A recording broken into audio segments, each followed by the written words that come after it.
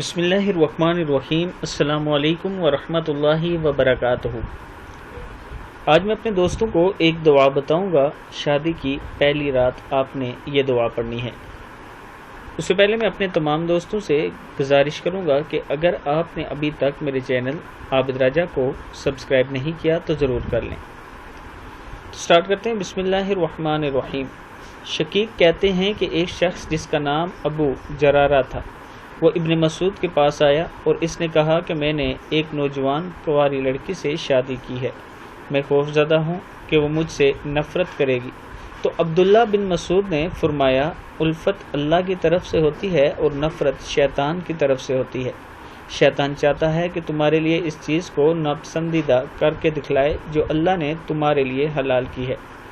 جب وہ تمہارے پاس آئے تو اس کو حکم دینا کہ وہ تمہارے پیچھے کھڑی ہو کر 2 رکعت نماز پڑھے۔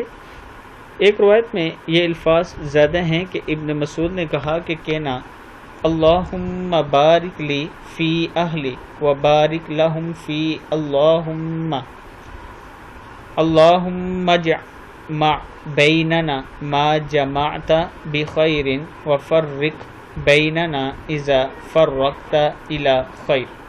پھر سن لیں، اللہم بارک لی فی اہلی و بارک لہم فی اللہم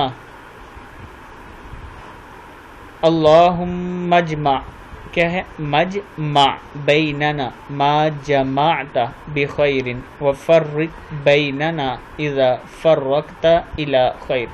اے اللہ میرے لیے میری بیوی میں برکت دے اور اس کے لیے مجھ میں برکت دے۔ اے اللہ ہمیں اگٹھا